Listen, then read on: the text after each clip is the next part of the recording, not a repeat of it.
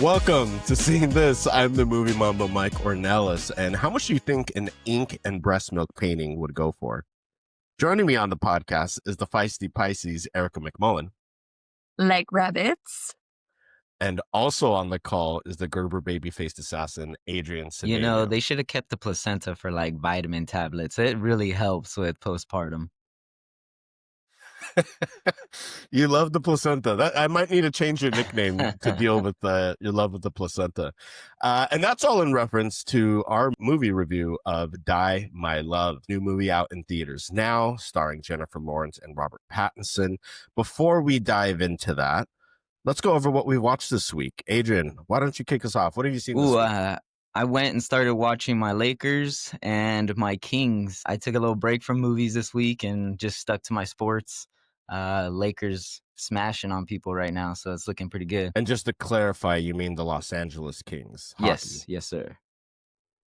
Correct. Not the Sacramento Kings, and you're having a identity No, crisis. not at all. Basketball and hockey. Basketball and hockey season. Just want to clarify. Okay. And Erica, what have you seen this week? I actually watched a movie called Ever After. All of my ladies probably, all she's, gays, and theys, they will know exactly what that movie is. Drew Barrymore, it's essentially her Cinderella story that she did.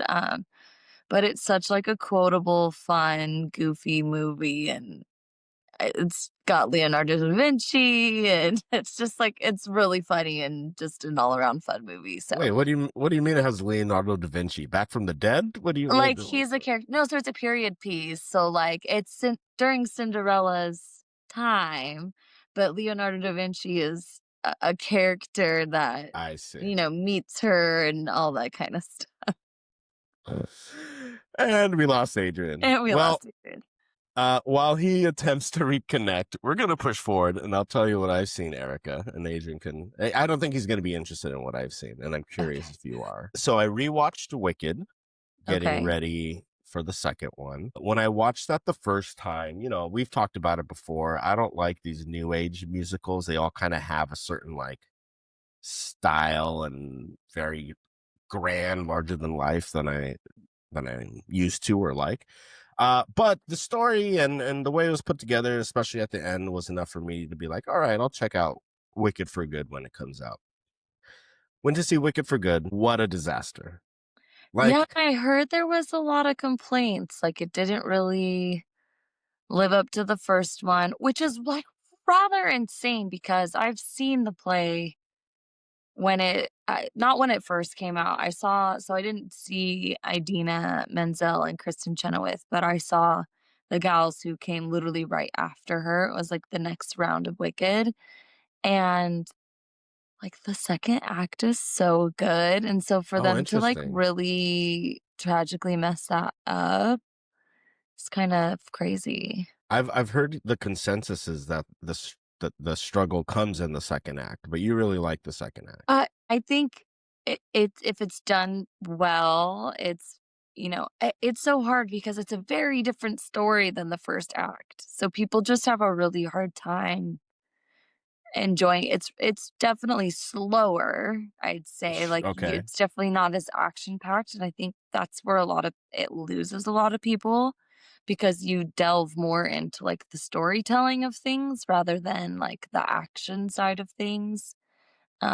It's a lot of like discovering feelings and stuff like that. So sure, yeah. Well, and it's not even so much like it's just the plotting of it all. They're making such an effort to tie everything up to the Wizard of Oz, but it works best. I think I talked about it before as like its own separate fan fiction or its own separate entity. And like the last act is like a race to the finish line, and like they just throw cohesion and continuity out the window. So it was tough. It was a tough watch. I mean, I gave it a 3 on Letterboxd. I think that is mainly towards like Ariana and Cynthia are still really good, with what they're given. And so are we in the clear that I don't have to do another musical? So we were discussing potentially covering Wicked for Good.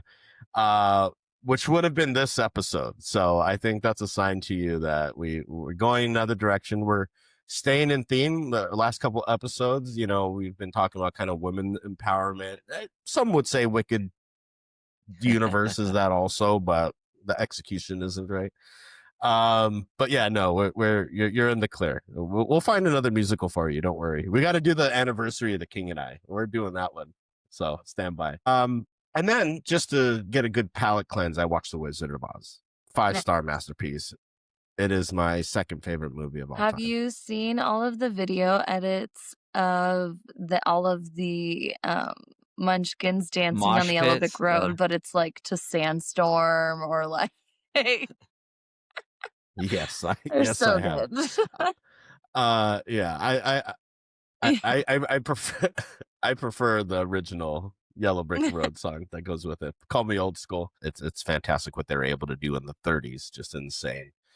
But speaking of what people are able to do in the 30s, there's some weird stuff going on in Die My Love. So let's jump into our spoiler-free discussion of Die My Love. Have you seen this? Have you seen this?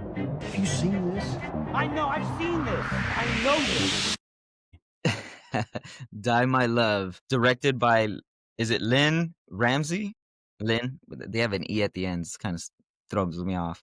Anyways, Grace, a writer and young mother, is slowly slipping into madness. Locked away in an old house in Montana, her increasingly agitated and erratic behavior leaves her companion Jackson worried and helpless. Robert Pattinson, yeah, No. the Batman, also of Twilight fame, also of you guys seen Remember Me? Yeah, Adrian, no. Man, I mean, that's a movie I don't want to spoil, but at the end when you realize like It's the setting, let me tell you that yeah, that movie wrecked me and my mom where we were like at the end. talk about Like you gasp. manipulating If you don't emotions. audibly gasp during that movie, you did not watch that movie. Like when it happens, you're like, oh, You're like fuck. Yeah, you're really yeah, sat there yeah. thinking like they just did that. Yeah, it's one that you got to see without, you can't be told anything about it. But No. anyways, Die My Love. Erica, lead us with your opening thoughts on the movie. Uh-oh, here we go. I don't know that I was a fan. I Okay. think I'm just not a fan of chaotic movies. I'm trying to say this with like as little spoilers. There's just a lot of like very, very intense, aggressive moments in this scenario. I understand why. The movie is very clearly transparent and upfront about what it is the entire time you're watching the film. Um, but yeah, I mean, if you look at her other films, it's very much on brand for how she makes you feel in her films. Right. I don't know, maybe that I wanted so much more from both Jennifer Lawrence and Robert Pattinson, and not as far as performance because I think that they both play that slightly unhinged very well. I think it was more of just like, I don't know. I get that they like to make weird, freaky movies now that they're, done with their franchise and where they get to kind of like unwind and be whoever they want to be, but I don't know. I just wasn't a fan of the movie overall, I think. That's fair. I mean, I think it deals with postpartum depression, Mm. because as mentioned, she has the baby and then starts feeling away from what I understand a lot of women feel after having a baby. It just really takes it up a level. So me actually having kids and seeing postpartum in action, it was on point. It was,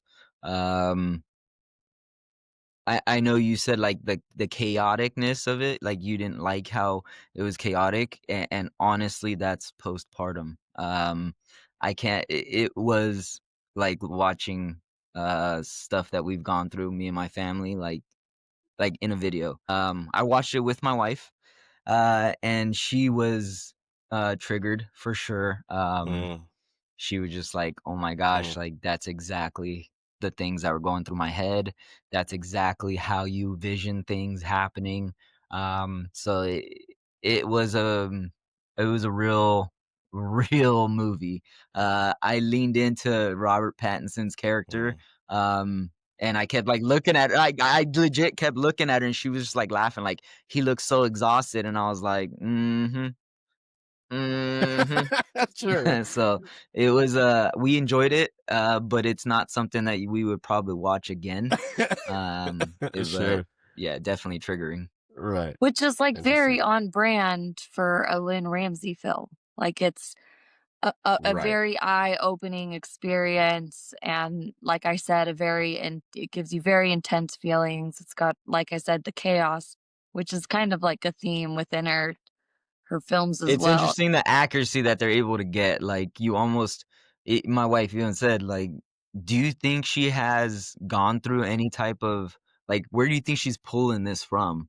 Like she doesn't have kids, right? Jennifer Lawrence has I kids. believe Oh, I she's don't know. come out and I don't follow yeah, their she does. private lives. Yeah. Yeah, I think she's Yeah. even Yeah. come Yeah. out and talked about the postpartum kind of how to deal with that, the identity crisis that it gives, kind of trying to figure out where you fit in your marriage while also how you fit in as a mother versus how you fit in as yourself. And she's like, especially being an actress, like, how do I find that?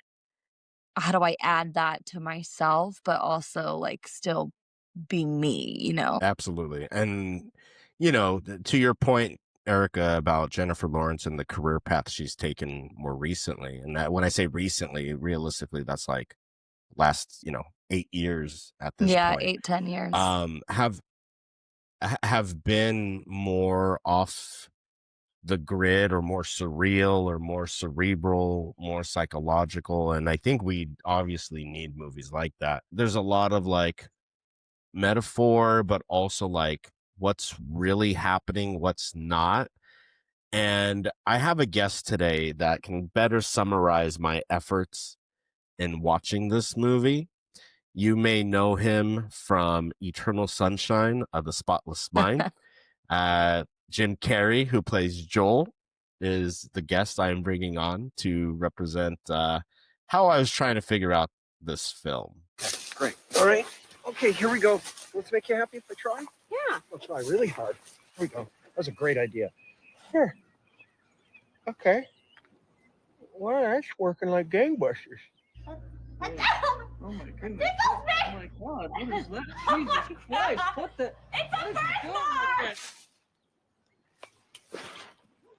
It did work for a second. I picked that scene because I did watch this movie twice. And the first time it's like, okay, there's something here. There's something here, but it is quite abstract. And there's a lot of moments, like I was saying, like what's really happening, what's in her head. So the second time I'm like, all right, let me open up my eyes and let me lock in and really try to like study this and like really break down certain moments. And by the end, to be honest, I felt kind of just as lost. Like more questions arise. There's certain symbols, there's certain things we talk about in spoilers a bit more. It's a good film. There's a lot of interesting things happening, but Adrian, you were talking about Rabbit Trap, that you watched that movie. And I watched that also this last week. And that also has elements of like what's happening? You know what I mean? Like what's going on? And like with this one, it wasn't as fantastical, Mhm. but it still had like, okay, is this person real? Is this person doing things? Is anyone else seeing this? Where is she right now? So there's a lot of elements that are kind of, I guess you could say, open-ended into interpretation. But it's interesting, Adrian, to hear your perspective as far as like how on brand it was for Postpartum, like, and that you watched with Rosalind, and like, was there anything in like particular, or just kind of like her own? You don't have to say like specific things. I just mean like from the movie where like, there's elements of her not trusting things, or her this isn't a spoiler, but her like crawling like a cat.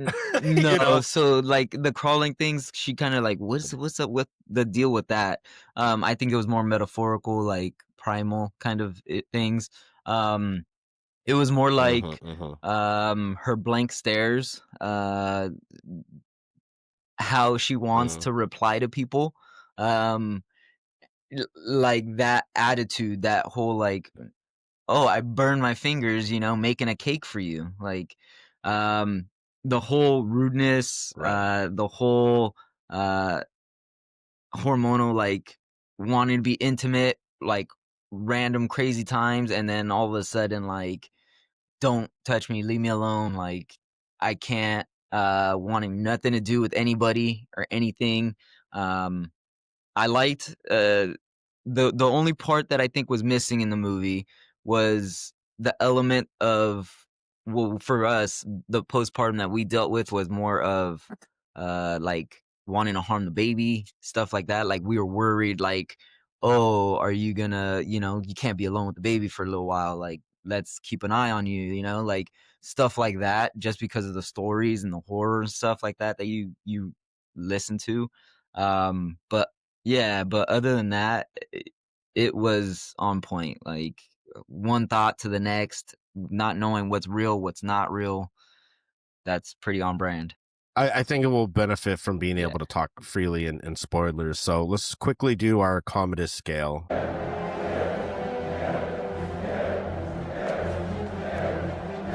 As far as thumbs up, even, or down, and how we felt about the movie. Erica, where are you going? And remember, it's an audio podcast as well. I know. I'm gonna put myself in the middle. Oh, even Um, okay. I that's subject to change. I think kind of like you, Michael, if I were to watch this movie again and like really kind of try to nail down what was real, what wasn't real, kind of gentle, make the chaos a little bit more gentle, like by watching Mm. it in a separate setting where it's like, a little bit calmer. Maybe I might enjoy it more, but I think we've also lost Adrian again. This is going to be a rough one. This is going to be a rough.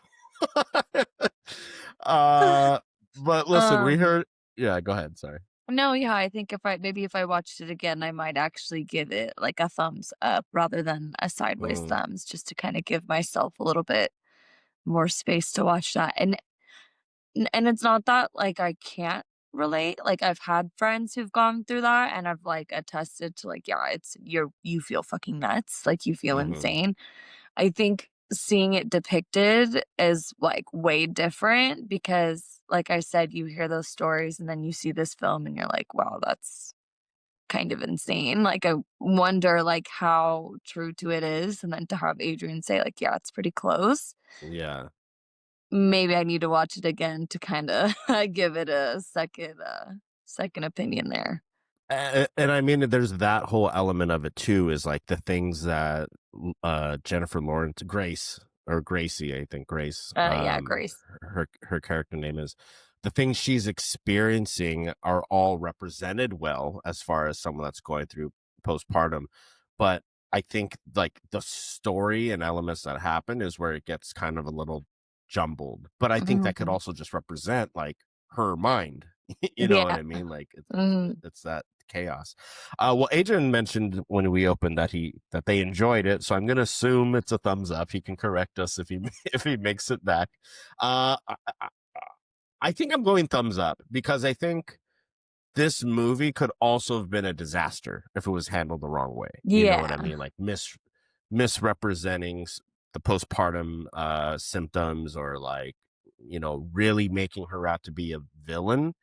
But I think it does a good job of kind of balancing the empathy we have for her, maybe at the cost of like the character Jackson, Robert Pattinson's character. Like, it's I interesting. mean, Like, how do you feel about him? yeah, it's, 'cause it's a fine line because how do you really how do you really blame somebody for a thing like, for if that's the chaos that's going through her mind and the feelings that she's having and not being able to kind of control that and not really kind of like knowing why you're feeling like that. Because Mhm. talking to people who've had postpartum, the biggest issue is like knowing that you don't actually truly feel like that, but then feeling like that anyway. So Mhm. it's Mhm. so tough to swallow. So it's like, yeah, they wanted to, you can't really make that person out to be a villain, but it's also like you said, the story's so jumbled and you kind of don't know what's happening. You're like, well, what's real? Like, what am I supposed Right. to be upset about with her for? And with him, how are you supposed to, like, somebody who's navigating their first child and they don't really know what's going on either, you know? And I So, think that's exactly what the movie is trying to do, as far as like put you in that mindset of like, yeah. I don't know how I should react to this, either to her or to him. So for spoilers, Spoiler alert. to your point, Adrian, about kind of like the concern of being around the baby Mhm. while going through postpartum. Early in the movie, we see her crawling kind of like a lion or a tiger, going for its prey, and she has a knife in her hand. And this is something that kind of reoccurs. Like the knife is very symbolic, I think, throughout the movie. And as she's crawling and goes to the baby, like we don't know what the fuck this movie's about. And I was like, oh shit, like is this gonna get Is this gonna get dark real quick? right, right. And she ends up cutting the cake, right, I for the mean, baby. Because at the beginning, Robert Pattinson is talking about like, oh, my mom wants to come and visit. And you can kind of see there's kind of a unspoken tension, maybe, Mm, So I think it's like to celebrate the baby's birthday, and then that's when we meet the larger family. We meet his dad, who has a level of dementia. It was great seeing Nick Nolte show up. I was like, hey, Nick Nolte, it's good seeing him. He doesn't get a lot of screen time, but like he crushes it. impactful for sure when he was on screen. Yeah, absolutely. Like totally bought it. I was like, is Mm, Nick Nolte okay? Like yeah. he did real convincing work there. But yeah, and then there's elements where like we get the motorcycle driver that's like passing by the house. And it's like, okay, is this like gonna turn into a stalker or a killer? What did you think, Erica, when you saw the motorcycle go the first time? Did you already have an idea of like where that would go as far as her being interested? No, well, yes and no, right? So, like, obviously, like, it's a curiosity thing. It starts off as a curiosity thing for her, but then you're still like, you're just kind of figuring out, like, what's going on with her still. Like, you're really starting to, like, dive into it.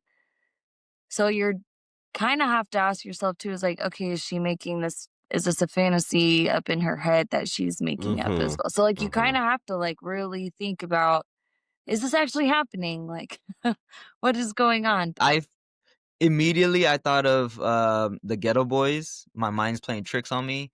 Like one of the verses where he's talking about peeping out my window.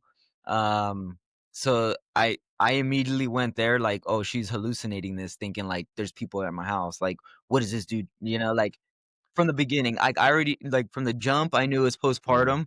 And that first time I saw him drive by, I knew like in my head, because my wife was Oh, asking like, is that guy real? And instantly I was like, well, if you're already asking me, like that tells me like, no, he's not. She's imagining these things. Like people are coming. Like that's a part of the postpartum depression.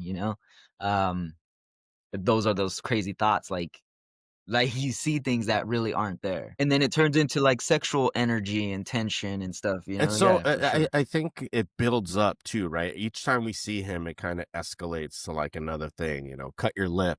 And then how's your lip? Grace is wanting to have sex at random times. And there's two things at play. One, her sex drive is ramped way up. Two, she's paranoid that he's cheating on her, right? There's a phone call early on where it's like, oh, what do you want for dinner? And he's I didn't kind of take it like that way. lying, or at least that's what we're shown. I didn't take it that he was doing anything wrong because he tells her like, "Oh, I'm at work. I'm just eating lunch." And Mhm. she's like asking him like what he's eating and stuff, and then you just hear the waitress in the background. But it's one simple word where he's like, "Okay, thanks, baby." And that immediately triggered her to think, oh, he's sleeping with her in the back alley or whatever, you know?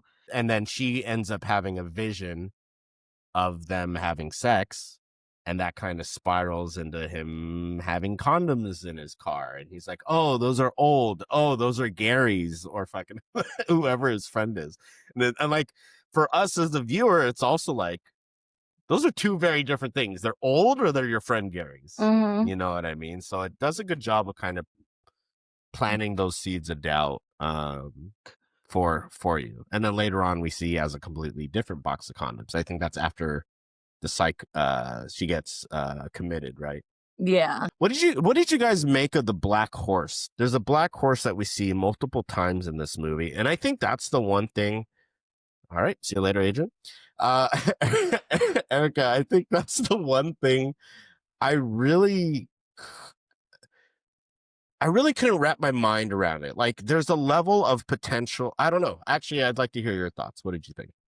I mean, it's so crazy that you say that because, like, for me, like, that's, like, the most obvious, um, representation of, like, how women feel sometimes, of, like, that that sense of, like, being untamed. Think of, like, a wild stallion and how, you know, they're free to roam, they're free to be wild, they're free to do anything their heart desires.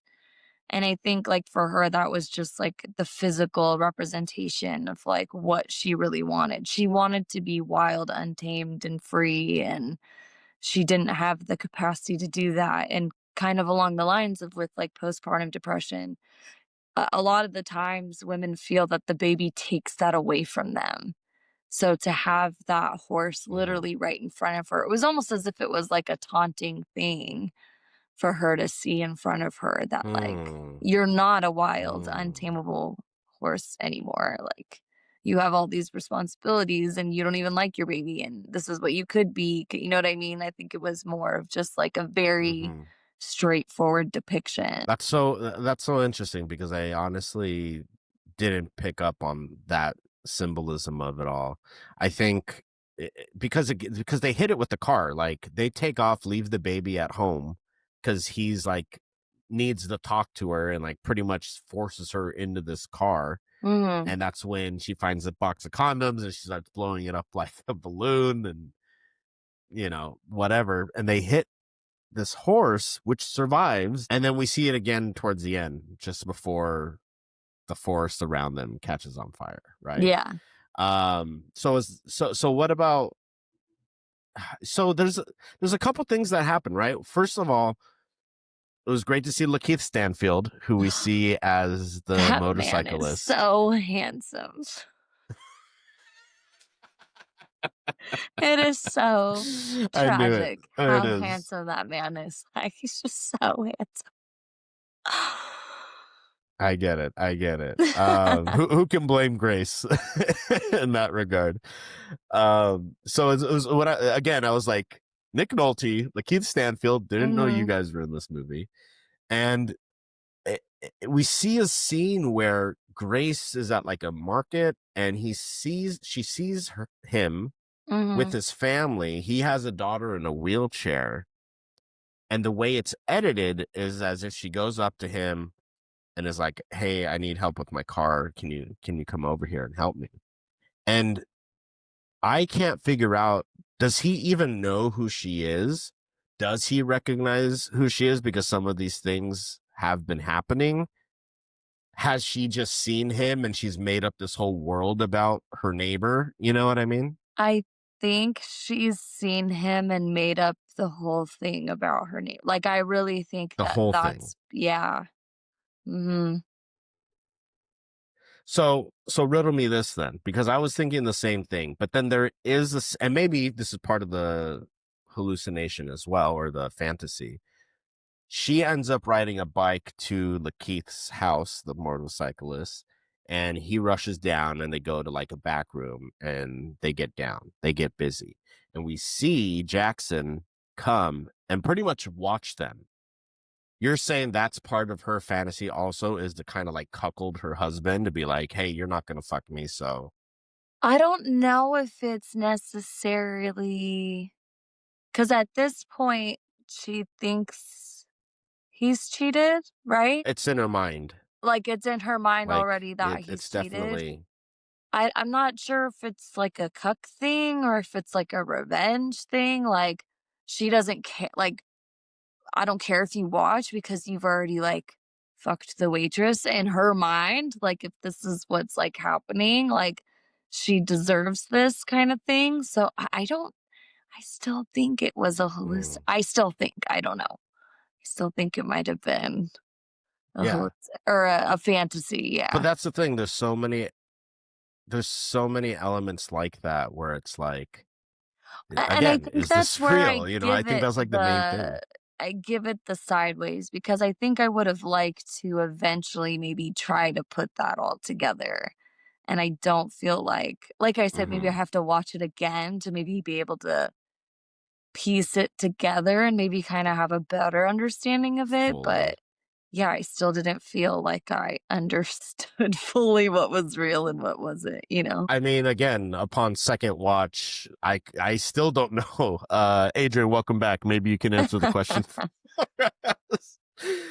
um, so I was just referencing when we see Lakeith Stanfield as the motorcyclist. How much of that is real?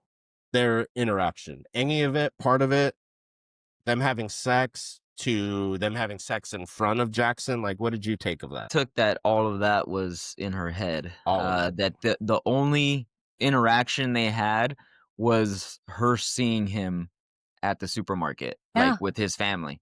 Like And like that's the she only made up interaction they the had. And even story. her going up to talk to him, she made that up. Like, oh, I have a flat tire. Like Yeah. she made that whole interaction up in her head.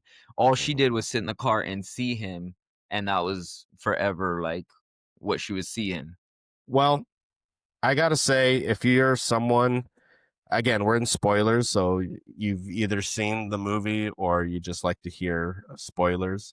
There is a dog in this movie, and if you don't like dogs dying, this might not be for you. I mean, That I was don't like dogs dying, but that dog was annoying as hell. it was Like, that was a it lot. was driving me crazy. Like, I was ready to yell at my dog, like, shut up. She wasn't even crying. It was just this dog the whole time yelping. And it's so another thing the movie does is like the baby is never a nuisance. Like we don't even like the baby's almost not even a part of the movie I don't even outside of think the it like baby being there. cries. Yeah, you know what I mean? Like they leave the baby and it's like she makes a joke, "Oh, he's not breathing." He's like, "Yeah, Yeah, he's funny." all funny. Uh yeah. At this point he's like, "What the fuck?" Yeah. But yeah, there's a lot of real interesting things going on. I did like seeing all of the press that they were doing for this film, though. I saw Jennifer the Lawrence and Robert Pattinson are absolutely hilarious together. I think I saw the lie detector test, right? Which one? Where he's hooked up or where she's hooked up? I think both. I think both. Where he's convinced he's Gen Z and she's Yeah. like, I think you think you're Gen Z. Yeah. And he's like, no, no, Yeah. no. And she's like, okay, well, what year were you born? And he's like, it doesn't matter. Yeah. And she's like telling the like blunt, honest truth, or at least she's like convincingly, so she like passes Yeah. everything. And she's like, I understand how this fucking works. Like, Yeah. And then when she's telling him, she's like, oh, is there a director you would ever want to work with? And she's like, oh, yeah. He's like, but he hasn't asked me to be in any movies. She's like, who? Like Christopher Nolan. And he's like, he's pretty good. Yeah. He's like, yeah, let him know I want to be in this movie. Yeah, I'm sure. I mean, I don't see why he wouldn't want to work with her. She's great. I think it Other- would just be finding the right role in Mhm. one of his films for her. But I mean, it's up her alley as far as like it's a different kind of surreal nature. Like his movies are all very Yeah. much with time and the way the movie's constructed. Mhm. But yeah, I imagine. I mean, he's doing what, the Odyssey next coming up, Yeah. which has like a crazy huge Everybody, cast. literally Everybody in it. everybody in it. All right, Adrian, you're back. Let's jump to the One last. more time. Let's jump to the last bit of the movie where she gets committed. They're having a party, and sorry, one other thing that I really loved, and you touched on a little bit with what Rosalind was saying, Adrian, like the way people just talk at like parties or at the grocery store or whatever. It's like, oh, what's his name? And she's like, I didn't give it a name. It doesn't have a name. Like, why are you talking? You know, just these different moments where it's like, I feel that to a level. But at the end, she ends up taking off and going into like the woods where she sees this black horse, and the whole forest around her catches on fire. So Cool. what does that all? So what's that all mean? So like when we were watching it, me and my wife looked at each other like, what the hell? Like, did she just like kill herself like in a forest fire? Um, my initial reaction was when she says it's enough, and then she burns it all down. It's like that's it. Like I'm not going back, but there's no way that we can make this work. Like I gotta leave. I gotta be out of here. I gotta be gone. What'd you think, Erica? I kinda like that. I kinda like seeing that as, like, a symbolic, like, I'm burning every like, especially as it's, like, her journal, like, she's burning, like, every memory, every thought that she's had about the situation, like, kinda like thing, she's just gonna fire is cleansing, right? So, like, Mm. it's usually a rebirth kind of scenario when you get fire involved, because it nourishes the soil, it does all these things. So like having her burn it is essentially like she is picking herself. Like she can't do it. You know what I mean? She's gotta rebirth herself if she's gonna be healthy in any kind of way. I kind of took a blend of all that, and when she says like that's enough or what she says, I took it in reference to her telling him like, I know you're cheating on me, that's enough, and like let's now cleanse everything. Let's go to our double features. So my double feature is gonna be the Silver Linings Playbook. So that's another Jennifer Lawrence movie, where she does kind of battle depression and funny thoughts, and she plays a good role in that too, where she's just as psycho and crazy, but it's more of a comedic role. I guess like comedic undertones to it, in the sense that she's in a relationship with another crazy guy and their dynamic together. I like that movie. I liked her role in it. And I think this kind of is similar because they deal with depression. Sure. Mental illness. Erica, what would you recommend? I just want to comment on that. My favorite scene in Silver Linings Playbook is when she's just like laying out everything that the Philly teams did and how like she wasn't with him during the times of all of the losses. She was only with him during the wins. Right. Such a Checks great out. performance. I'm kind of going along the same lines as Adrian with a Jennifer Lawrence themed film. Also kind of like similar where she's like trapped in a spot that she doesn't kind of want to be in. She's trying to find an escape. And I went with American Hustle. There's definitely a lot more plot to that story besides Jennifer Lawrence. But she just has such a good performance of like, hitting the right of emotions of like knowing who the other woman is and, the chaos that she's brought into the lives and stuff like that. I just think she does a very good performance in that film. Another David O. Russell directed film, both Silver Linings Playbook and American Hustle, and also reunited with Bradley Cooper there. He did well with both of those movies. You guys are in sync. You guys are locked in. My film, I mean, you could go, my obvious one, if we want to go on theme with Jennifer Lawrence movies, would be Mother, Darren Aronofsky's Mother movie. Even more surreal, if you could believe that. that's definitely one. Upon first watch, I was like, what is going on? I didn't even really like it. Which I'm And now I've so seen it curious as to, like, why she said yes to this movie, because I remember because it's her so similar. Oh. after Mother, I remember her talking about just kind of how intense the scenes were, how much it played a role on her life, and just kind of, like, having to really step away from that scene of kind of movie. So, But one thing that I think is different is in this one, it's not as intense as like Grace is more numb in this, right? yes. Versus Jennifer Lawrence's role in Mother, where it's just like Mhm.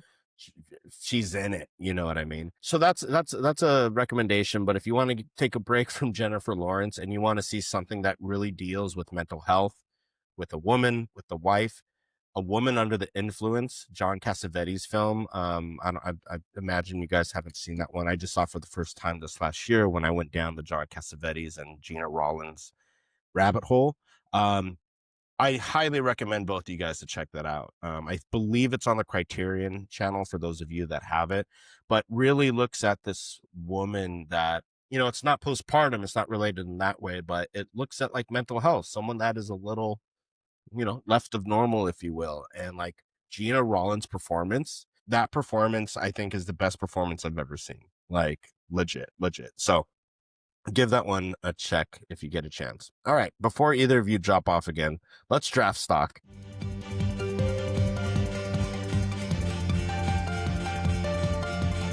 Who are we taking for this? We got, some good options here. I think, whatever the order is, we'll have a good And there he choice. goes. And we lost Adrian. Well, let's see. Let's spin the Look at order without Adrian. Let's see what happens. Oh, whoops, I'm clicking our screen. Here we go. All right, the wheel spins and it lands on your boy. That's I me. would have died going if it landed first. on Adrian. Well, it's good. Let's see if who's next, and if he's last, he'll be like, "Oh, conspiracy." Ah, that's a poor Adrian. Well, we got witnesses. It's on tape. Erica's second, and Adrian is drafting last. Fitting that he keeps dropping off. Out of curiosity, Yeah. did anybody draft Robert Pattinson for Mickey 17? So, one of the rules with drafting, if you guys are new to the podcast, is we can't draft anyone that's been taken already, right? So as I look for Mickey 17, I see that we did that episode in season 1, episode 12, and nobody took Robert Pattinson. I took Mark Okay. Ruffalo. You took Naomi Ackie, who, by the way, Erica, I just saw a movie with her. Sorry, Baby. Pretty good movie. I'd say her steadily climbing for you. I'm going to figure out a way end of year to pick all our stock picks and kind of like map it out. I don't know how I'm going to do that, but we'll figure it out. But yeah, nobody has taken Robert Pattinson. I don't think he's been in any other movie. But Robert Pattinson, Jennifer Lawrence, I don't think we've drafted anyone that's in this movie per se. So let's see. Here's the thing. Jennifer Lawrence has won an Oscar. So her stock is already high. I do like what she's doing with her career. I think, unfortunately, this movie wasn't as wide released as a lot of other movies. I think there was only like 2,000 theaters in the whole country, which might sound like a lot, but it's not. But she's still a big name, but we do have Robert Pattinson coming with the Batman 2, which I think is going to do fucking gangbusters. I was gonna say, what is and she gonna be in coming up? Is she in anything crazy? I know that Well, she's supposed another to thing make we an can- appearance in certain movies, but I'm not sure if that's actually happening. It looks like there's 2 movies in pre-production, but I'm not familiar. It's like not a title that looks familiar at all. She's coming out in a movie called The Wives and a movie called What Happens at Night, which I think I have heard of that one, but I don't. Okay. Have we stalled enough? Adrian's still not back. Okay. Well, I think Ooh, see, but here's the thing. Okay, let me just, as we wait for Adrian, and I'll try to stall a little longer. I have two people in mind, either Jennifer Lawrence or Lakeith Stanfield. Now, Lakeith, I feel like is an incredible actor, but I don't know if I like the route he's gone and the projects he's chosen outside of like, I think he was in Get Out. Sorry for Bothering You. That was him, right? Lakeith. Judas and the Black Messiah. Judas and the Black Messiah. Yeah. He's I in mean, Atlanta. those are, yeah, sorry to bother you. He is. But he was also in like Roofman. I mean, he's definitely staying, but he was in Haunted Mansion. Hey, I now. just think after Don't knock a Haunted Mansion movie. okay, sorry. He was in Uncut Gems, you know, like I guess he's been in What's he's his been in some upcoming good movies, I project? guess. Well, he has he's got 8 listed. Ooh. He does have 8 listed. Well, That's the tick though, is like Jennifer Lawrence, like you said, has Oscars, and like, you know, it's a higher point of entry, yeah. you know how this is the basic thing. You know how the Academy thinks. Wow, you're calling out the racist Academy. Incredible. Incredible. Yeah, no, fair point. Fair point. Well, that's not how the only way we measure stock. Okay, we got the whole gang back, folks. Okay, so I'm drafting first, and I am going to be. Oh man, it's really this. No, might be you the don't get hardest... any more time to think about it. We delayed so much for Adrian. All right. I'm gonna take Lakeith Stanfield. Fuck. I really like him as an actor. I think everything he does, I may not be a fan of the movie, but his performance is always like 100%. And you know, he has, like I mentioned, it looks like he has a lot of work coming up. So Lakeith Stanfield. I know. I'm sure you do. I love him. Well, who are you gonna take then, Erica? Your second pick. Yeah, I'm gonna take Jennifer Lawrence. And here's the thing though, right? It's no shade to Robert Pattinson, because I think he, like I said, I am shocked nobody took him for Mickey 17, because regardless of how you felt about the movie, he did a good job in that movie. Yeah. He does a lot of really weird projects, and he does really well. But there's just something about Jennifer Lawrence that I think I've always loved. Like she does have it. She has a knack for giving a great performance. And so if I didn't get Lakeith, I needed to get Jennifer Lawrence. Well done. And Adrian's gone for his draft pick. I don't, you know, I don't know what's happening. Well, I got Lakeith. You got Jennifer Lawrence. I don't know if and I should we're just drafting have... Robert Pattinson for Adrian. is that? I mean, who else is there? There's Nick Nolte, but I don't think, or believe Lynn it's probably Ramsey. gonna be between him and maybe Nick Nolte or the director, but he could hardly say Lynn. That you threw him off. So Linny, like no, but it's just Lynn. Yes, Lynn Ramsey. Well, let's wrap it up there. If he comes back, he can confirm his choice. But you know, just give me Pattinson and I told you and call it a night. I told you. Thank you guys for joining us. Make sure to follow us on all our socials at Seen This Pod. You can email us at seenthisgmail, and you can go to our website for everything at seenthispod.com. We have merch now, so make sure to check it out. We've got holiday deals going on. Every hoodie, you get a free ornament. Make sure to add the ornament to your cart if you want to get that included. But until then, stay safe.